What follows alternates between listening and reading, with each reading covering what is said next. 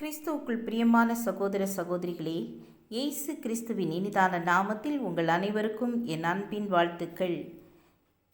இன்றைய தினம் உங்களுக்காக கொடுக்கப்பட்ட வேத வசனம் 1 சாமுவேல் 6ஆம் அதிகாரம் 20ஆம் வசனம். இந்த பரிசுத்தமான தேவனாகிய கர்த்தருக்கு முன்பாக நிற்கத்தக்கவன் யார்? பரிசுத்தமே அவசியம். பூசாரிகளும் மந்திரவாதிகளும் தவறான ஆலோசனையை கூறினர். தேவனுடைய பெட்டியை வெறுமையாக அனுப்பக்கூடாது. தங்கத்தால் ஆன 5 உருவங்களை தோல் கட்டியின் சாயலிலும் 5 சுண்டலி சாயலிலும் செய்து அனுப்ப வேண்டும் என்றனர். பாவங்களை மன்னிக்க இவை எல்லாவற்றையும் அன்பளிப்பாக அனுப்புங்கள் என்று தவறான ஆலோசனை கூறினார்கள். கர்த்தருக்கு சர்வாங்க தகனங்களை செலுத்தி பலியும் செலுத்தினார்கள்.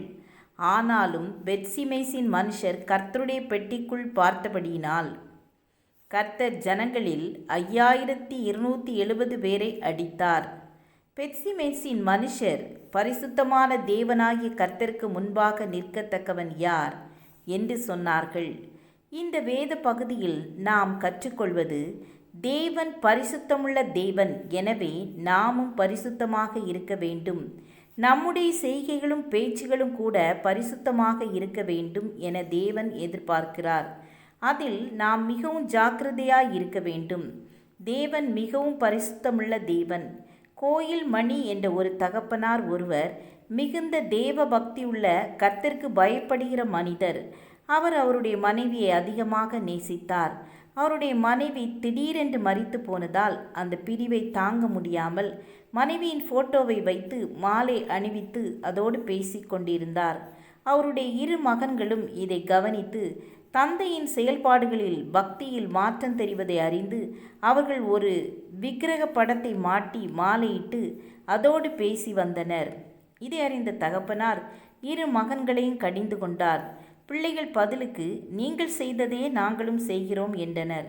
அதன் பிறகே தன் தவறை உணர்ந்து படங்களை எடுத்து தூர போட்டு பரிசுத்தத்தை உணர்ந்தவராக வாழ்ந்தார்.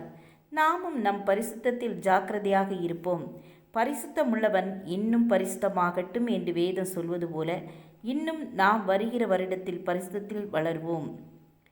ஜெபம் செய்வோம்.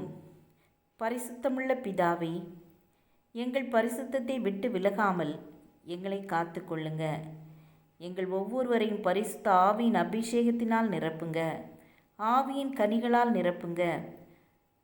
உமக்கென்று வாழ கிருபை தாருங்க.